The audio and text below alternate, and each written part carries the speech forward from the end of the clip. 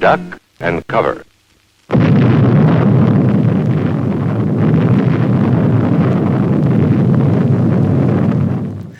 Hello and welcome back to Surviving Classical Music. I'm Grace Newcomb. I'm Andrew Byrne. And today we are honoured to have with us Professor Kelly Landerkin, who is Head of Studies at the Schola Cantorum Basiliensis, which is a place dear to all of our hearts here. Kelly's also a fantastic medieval singer and researcher and does everything, master of all trades. So Kelly, thank you for joining us today.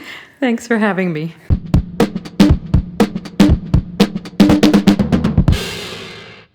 We are continuing on the theme that from our most recently published episode with Jessica Horsley about women and classical music and so on. Of course, I saw you recently give or chair the discussion at the Frauenkomponiert Festival about women in music going back. You know, there was a discussion about like today, but there was also a discussion about in the past and so on.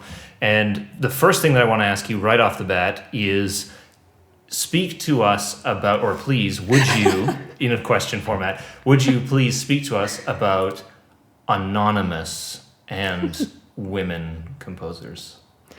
I did say something a bit off the cuff like that at that podium discussion, didn't I? Yeah, anonymous covers all territory. This is the problem. And I think we're dealing a lot with our own conception or preconceptions of who anonymous was or who the anonymi were. And somewhere in there must be a few women. I mean, I don't want to over-exaggerate the possibilities, but we know enough that when we're looking at sources, I mean, say from Las Huelgas, Grace will know it well. For years and years, this is a manuscript that's based in a women's cloister, and it was just assumed that the whole manuscript was written by men. It was transcribed by men. All the music was written by men, and only through, I guess, the deeper questioning of taking another look at it. Who might have written this? Well, actually, this is not only from the women's perspective. Now we start to have evidence of names, of people who were involved in not only the performance process, but in the compositional process, who were women. So if there's one, there are certainly more. Reading Richard Taruskin, I can't even remember which article he wrote this in, but it's in the Text and Act, the first collection of articles that he published. And he had mentioned how when you attribute a piece of music, which later becomes, I don't know how to say that, de-attributed, when it loses its status of being attributed to someone who we think is famous. So if there's, and his example was, it was a Josquin mass, which then it was proven it wasn't him who had written it, and then it just fell out of the canon, in terms of performance, that no one was performing it again, no matter, despite its quality or whatever. Do you think in this case, regardless of whether we can attribute it to a woman or not, is also the fact that we tend to want to make an attribution to a male composer that we already know? Is that already sort of a kick in the shin, for a possibility of it being a woman composer, because we won't even perform an anonymous work? Part of it, I'm sure, has to do with the epoch we're dealing with, because up until the early modern era, we hardly have any names. Mm-hmm. So almost everything is anonymous anyway. But even then, any name that we have has a certain cachet. It already gives them celebrity status. If it says, Notker wrote this, then it becomes something. Now we have, I guess, more groundwork to research, and we can start to assume a context. Whereas if it's just anonymous and we know nothing about its inception, then then it actually has to work just on the aesthetics of the piece itself. Is it beautiful? Do I want to perform it? Do people want to listen to it? So if I'm coming at it from the medieval perspective, obviously, where most of what I do is anonymous and most of what I did as a performer was liturgical. And so that was almost a point of honor, was not to say who you were. It was the work of a community. But I think you're right. Later, I mean, in literature, we have a lot of these, when the attributions become questionable, then they start to say things like, pseudo, this wasn't Odo of Cluny, this is pseudo Odo of Cluny. This isn't Aristotle, this is pseudo Aristotle. So I wonder if we could do the pseudo Josquin thing and to keep them a bit up higher into the playlists. Mm-hmm. And also throw in the possibility that it might have been a woman who composed it. Or is that almost insidious? Subversive, that's the word. No, I would love it if it just becomes a standard possibility. But I do think that context is really important. If you're talking about courtly culture, sure. If you're talking about liturgical repertoires, absolutely, because there was a lot of singing happening in convents and in double convents. So there's also a lot of singing together, and we've got a lot of interesting information about it. So yes, absolutely. I mean, when you think about, I'm sticking to the medieval stuff. Sorry about this. We can move on in a bit. But look at how many of the pieces by Peter Abelard, who we just don't even question, even though it's from the Eloise perspective. Eloise would have been the perfect composer of the Song of the Bride, the Epithalamica. And we found it in manuscripts that were, in circulation around her. What's to say? And we know that she composed. So there is this assumption that Abelard just wrote it. But and of course there's been research, what's his name? Christopher Waddell, I think, who has made this whole question. He's written a whole book on, what pieces might have been written by Eloise instead of Abelard. So I think we're getting there. Mm-hmm. But we need to keep opening our minds. I mean, it sounds so esoteric, but it's always questioning what we've learned and trying to reframe it in a broader context. Now, that's really fascinating, because was there a specific reason that Abelard was suggested as the composer in the first place? Was there some link, or was it assumed? Were they on equal footing for being the potential composer for that, for the Epithalamica, for example? Well, he was obviously the university professor. Mm-hmm. He was at the University of Paris. He was known as a great writer of hymns and a great rhetorician and everything. And then he took off with his best student, who was Eloise, who was also known to be brilliant, but much younger. And so I think that there is something of this. He's the older man, she's the younger woman. We know that he's writing a lot of music for her cloister. Mm-hmm. But we've lost, I think, a lot of what she's done, because I think Waddell has a really good case to say it's not. Why do we have to assume that a piece written from the woman's perspective is a man imagining a woman's perspective? Why can't it just have been a woman? Mm-hmm. Let's move on to something more saucy than this. So I have a quote for you, Kelly, coming from you on the 6th of June. I'm very nervous. As the representative of the Schola Cantorum Basiliensis here at the Hochschule für Musik in Basel, I have to say that more could be done to bring the contributions of women more actively into the curriculum of study. If you want to elaborate on that. You didn't in the video. I didn't, because I was throwing it out there as a basis for questions for my colleagues on the panel. Mm-hmm. But I absolutely agree.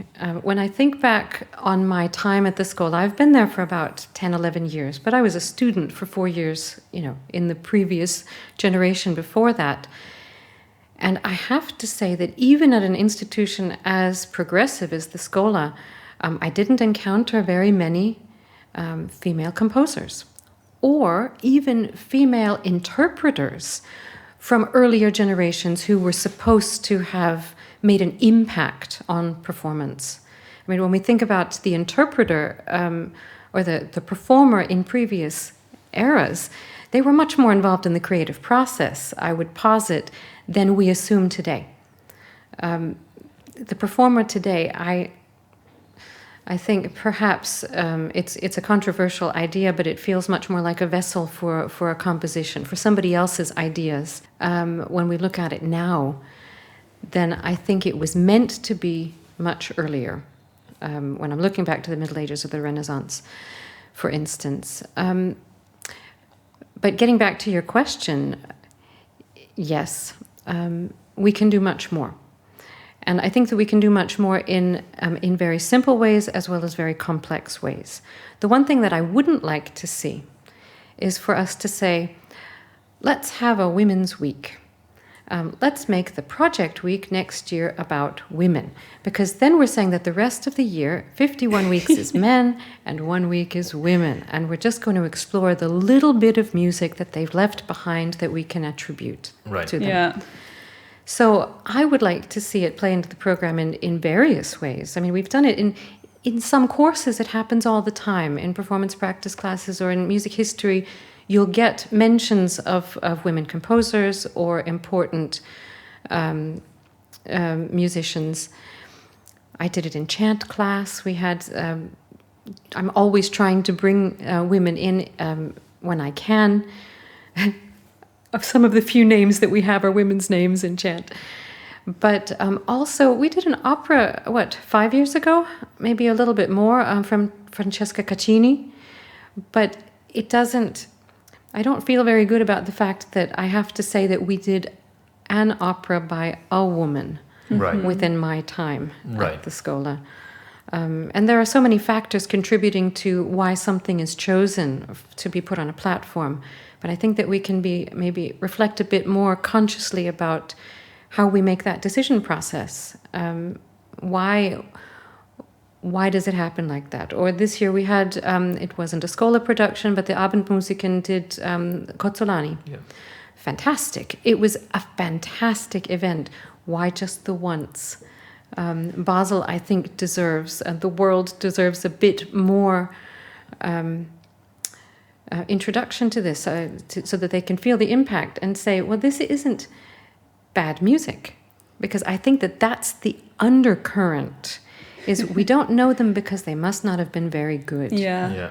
And when you give them the platform, you put them on stage, you see that there's so much fantastic substance there. I think that's one of the things about, especially in Basel in particular, in early music, is that basically, I mean, it depends on, of course, what level of professional music productions we're looking at. If we're looking at student performances, then of course we're going to have like the standard, the Baroque standard repertoire, whatever, things which have been performed before. But there are so many rediscoveries which happen on serious series in this city, and they're often presented as, you have never heard of this guy before, but it's really good. Sorry about the hand gesture. I am so bad with this. We've got a story for you afterwards. But this person is really good, and yet, as you say, the undercurrent seems to be there, where if it's a woman, we'll put them in one series one time and be like, wow, and they can do it too. Now back to our regular programming of people you've never heard before. Do you think, because you're in charge of, you're overseeing studies and curriculum and that kind of thing, do you think it's worthy to have a course for women composers? This is something I brought up with Jessica last time, because when I was studying for my undergrad degree, my bachelor degree, we had a specific course for women composers. Do you think that's worth doing at a place like the Schola, or do you think that would, as you said, that would be a bit sort of, okay, we'll deal with them there? Do you think it might be better to just get us women composers into the curriculum without mentioning it, as it were? No, it's something that I've been considering for a while, is if I had a wish list. I mean, you sit around in your office so often and just dream about what would I do if I could do anything, if I've got carte blanche. And I have to say that a course on women composers and interpreters is probably the wrong word, isn't it? I think it's good enough for, Sorry, performers? Performers, yeah. A course, I think, at this point in time would be of value, because it gets the names into the mainstream. it gets people thinking about them and saying, look what I encountered. And we go to your teacher and say, could I do a piece by Isabella Leonarda? Or can I do something by Cassia? We've got one piece, fantastic piece by Cassia. So yeah, let's do it. So I think just getting the names out there and introducing the next generation of musicians to the music and musicians in that sphere, I think is really valuable. The question is, how do you do it so that it doesn't cheapen the people who you're trying to showcase? Yeah. So it can't be just, look at this bevy of women that I'm presenting on this plate.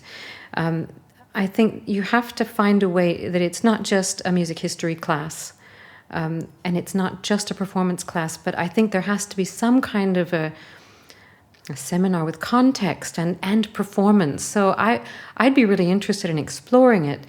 I've talked to some colleagues about it. We're just not far along enough yet to be able to do something that first of all, I think we have the expertise to really do in a way that would honor the material, because this isn't the material that you're going to find a lot in Cheruscan. This isn't the Norton series of textbooks. This is almost everything you're having to go and research. Of course, a lot of work has already been done, but putting in one place also. Yeah. And there are many people who have given courses like this, but but even that you have to reflect upon and try to find your approach that would work best in not just in the Schola, but in whatever institution you're trying to bring it forward in.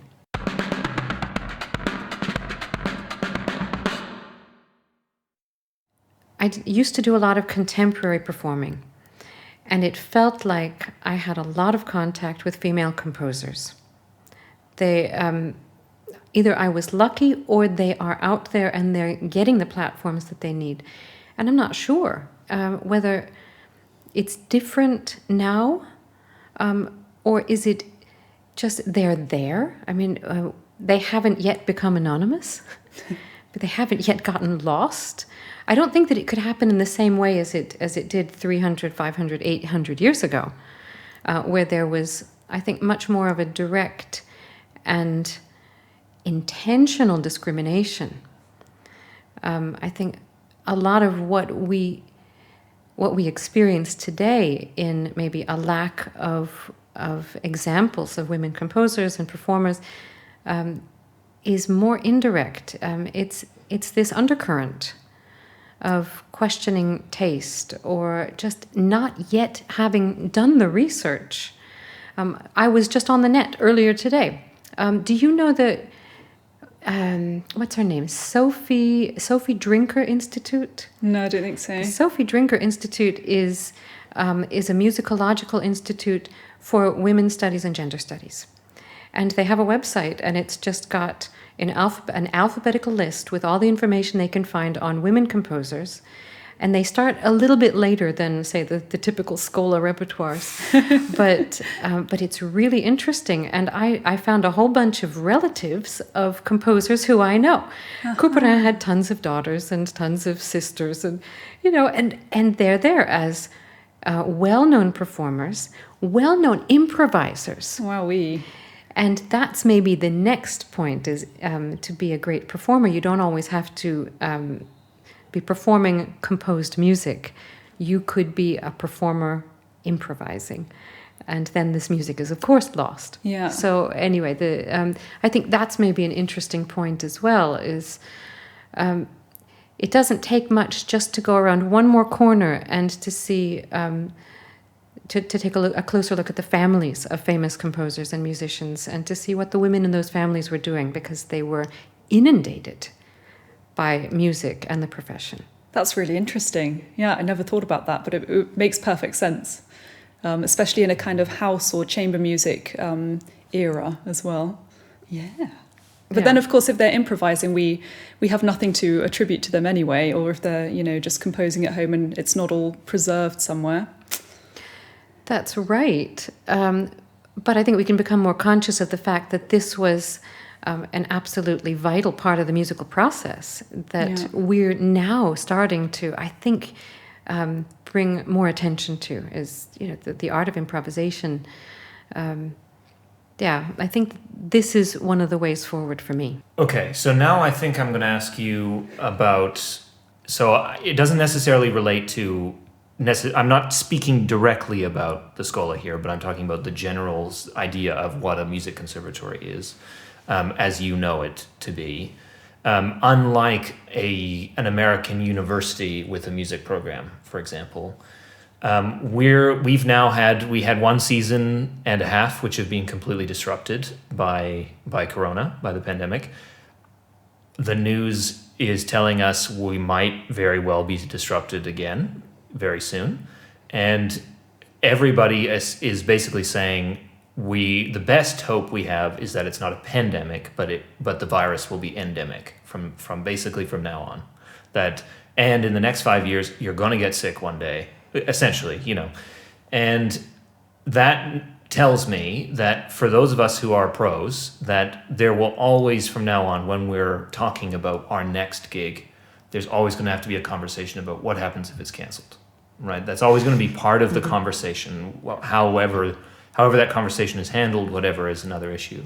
My question to you is, if this is the case, and the threat of cancellation and also disruption to the curriculum is possible, right? The idea of teaching someone or a class of people in the same room, as we try to do as much as possible. Do the goals of what the end result of a student's degree do those goals have to change? Or maybe not their degree, but their course of study?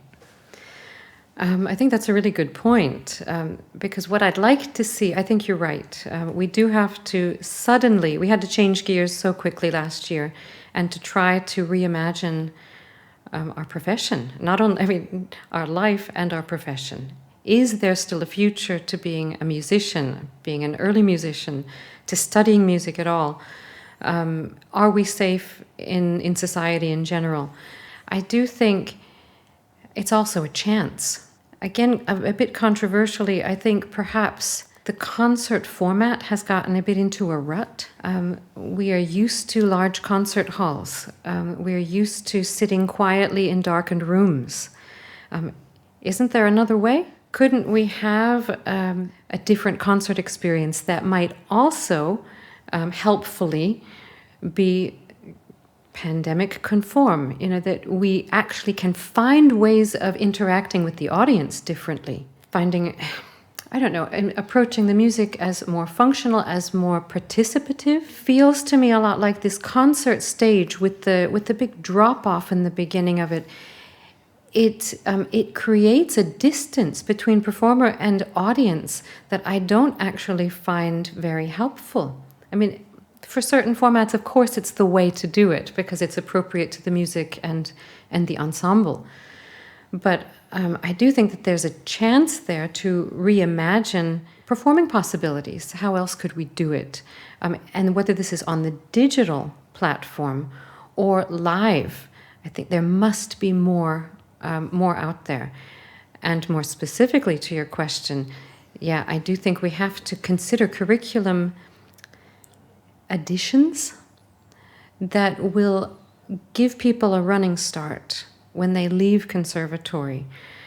Because so far, I have to say, where we are at the Schola in Basel, we're trying to create a curriculum. We've tried to create a curriculum that is the best possible performer.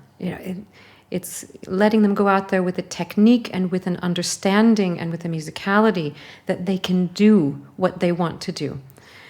But they also have to be able to present themselves in a way that is not only attractive, but legal in some way. There's so much creative work going on the internet now. I mean, you guys are part of that world of trying to expand possibilities, to bring a bit of fun back into some really well-grounded historical work. So I'm really curious where this is going, but I have no idea how long it took you to get as technically agile as you are to be able to do what you do. And so, yeah, I think that some of this work in creating new concert formats and working with digital platforms, I think does have to be brought into the studies. I think that would be great. I mean, I know it's probably very complicated changing a curriculum and offering new courses, but I think if you start studying now at 18 or 21 or whatever, and you want to be a performer or you want to be a professional musician, what you've managed to do in the past couple of years to train yourself in this kind of tech is exactly what students need to be doing. I'm nowhere as far along as Andrew is. Well, that is something to behold, actually. But I think the difference is, just to interject for a second and then you go back, sorry, is just that I had to adapt to survive, where it's different, where the world has changed and if you're early enough in your career development and you see that there's a dead end, you can move on. If you're 18 now and you see that there's no future in music, you don't have to study music. Or you can study music in a way which allows you to do it as as an appreciation, as an experience of appreciation, but not to gear yourself towards a life of performance. Whereas I was already a performer. I had made the decision it was too late to turn around. And so when the pandemic hit, it was like, okay, well, I have to do this for people to even know who I am. So I think I would say that that's the only, where you guys point to me and say, oh, well, I did it, but I did it because I had to put food on the table. So that's why it happened so quickly, I would say, for me. Mm-hmm. But anyway, sorry, continue. But if it could become part of a curriculum of performance studies to have the basics of, what camera should I buy, or how do I set up the audio levels on a recording device for my instrument. I've had a couple of sort of training or workshop sessions on this now, and it's amazing that some simple advice can make a huge difference. But most of us, of course, we have to be Googling for hours on end to find out something that for somebody like Oren Kirschenbaum, or probably for you by now, are sort of obvious quick fixes for somebody who wants to stream at home or somebody who wants to just pre-record a piece and put it online. I think probably the future of studies, that we will have to introduce things like this, but I don't know if it will happen in the next year or two, but it's surely going to happen because we've seen the possibility of digital performance and of live streaming and of being a content creator on TikTok or YouTube or TikTok. I'm far beyond understanding TikTok. My daughter is an expert. So there we go. Bring her on the team.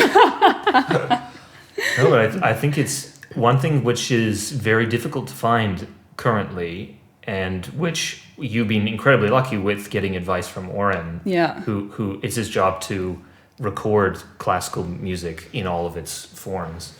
There is just no advice. If you look up, how do I do a good audition video or something, the keywords are just not there. You can find information if you say the right words, but if none of those keywords are in classical music. So if you're a musician right now and you're saying, well, how do I frame a good performance for my ensemble, you won't find anything because no one is giving advice about how to help a classical musician. Well, and the expectations have increased so much. We started out on a really low, last year, you could get by with very low level recording abilities and have an audience just because people were dying to see something, to experience culture. This hasn't changed, but now everybody's on the net. So in order to get the eyeballs that out there, you need to be able to show yourself to your advantage by having the best possible recording and visual quality. So that standard has jumped by I don't know how many percent, hundreds of percent this year, just by itself. And so I think that this will remain. Even if I look at what's going on at the Jazz Institute, the Jazz Campus, they do a lot of live streams themselves. And it seems to be part of their curriculum. It comes much more naturally to them because they've done it for so long already. And the quality is fabulous. So we have a lot to learn. And I think that that's maybe an advantage for these three schools, the three institutes, classic, jazz, and Schola. We can probably learn from each other even more about how to get through a pandemic. Certainly and I probably railed on about this in a previous episode, where we are so afraid. So, I mean, many of us are willing to experiment with live streaming, let's say. And I've seen someone live stream on Instagram, which was an interesting decision, but they did it at such a distance as to protect themselves from the audience. You know, that the separation that which you have mentioned you'd like to break down to a certain extent was still there. And so many of these live stream concerts, there's no interaction between the performers and the camera.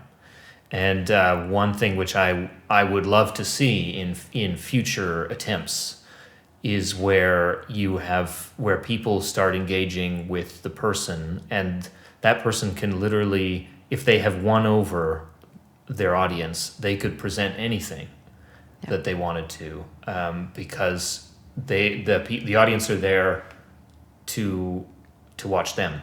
Mm-hmm. And those are moments where any anonymous or woman composer who might have been thrown aside in another series for whatever reason, if you have an audience who are willing to watch whatever you present, the sky's the limit in that there's no barriers as to what you could present. Whereas if you have to present a proposal to a series and they say give us two offers, and you give them the classics and the lesser known stuff, they might just go with the classic. Mm-hmm.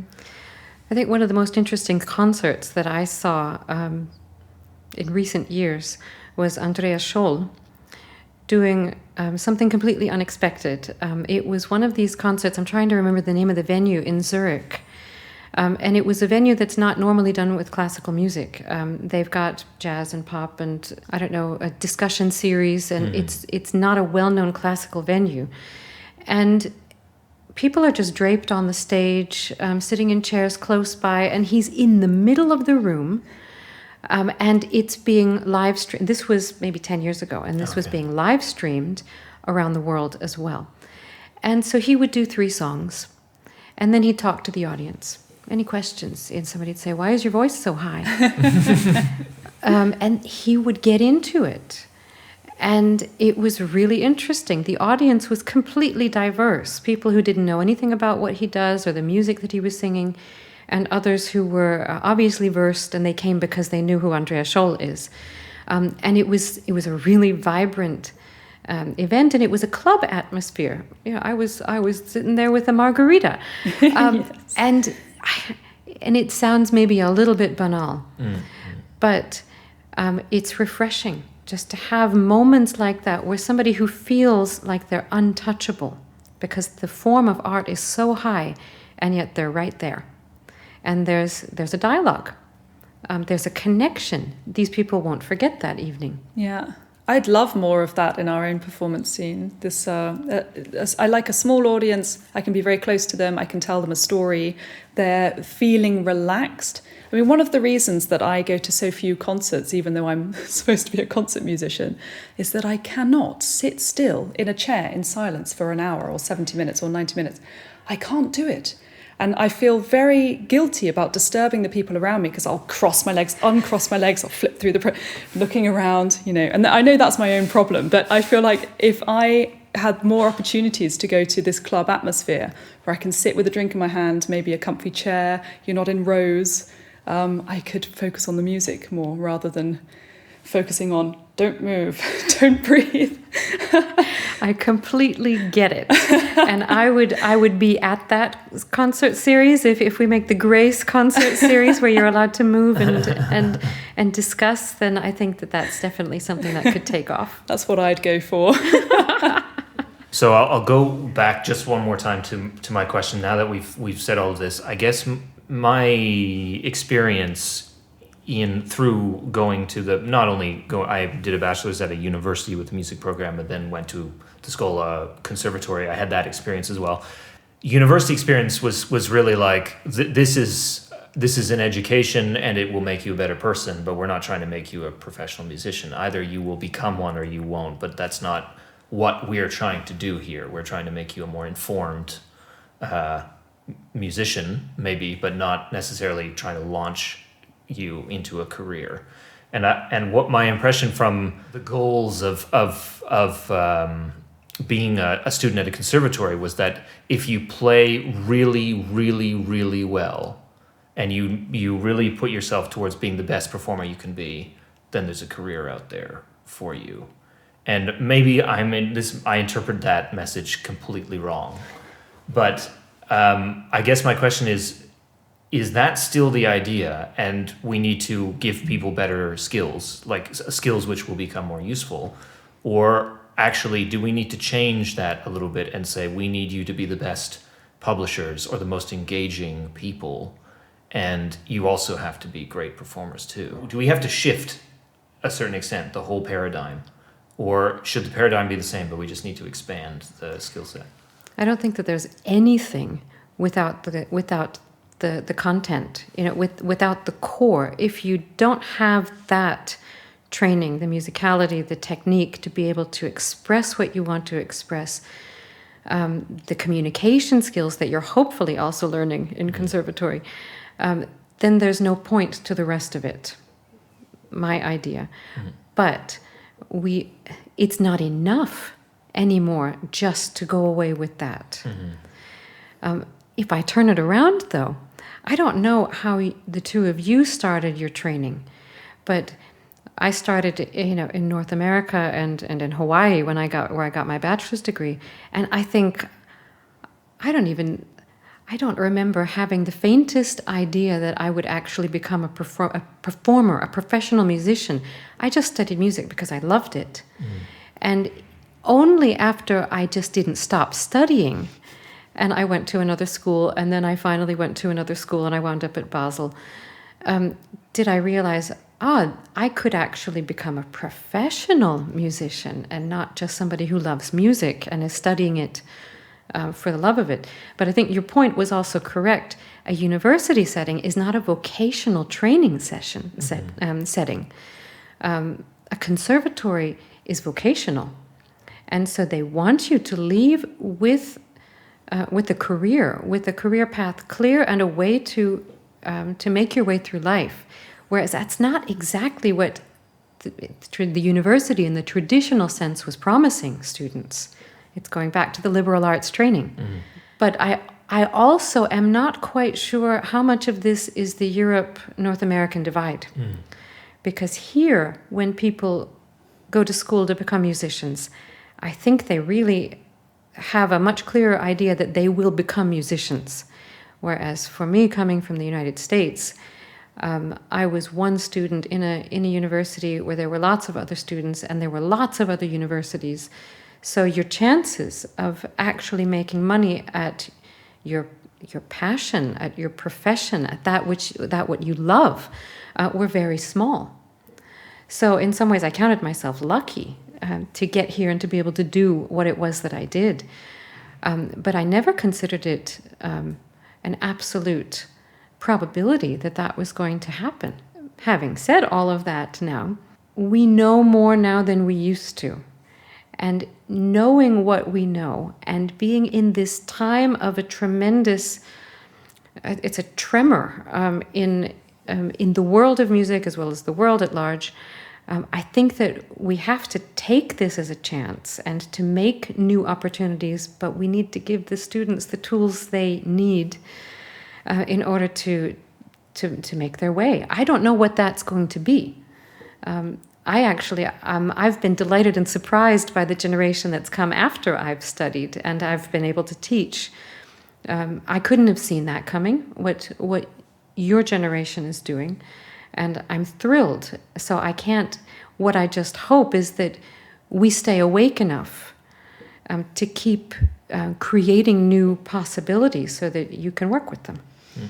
Kelly Landerkin, thank you very much for speaking to us today. Thanks so much. I really enjoyed the discussion.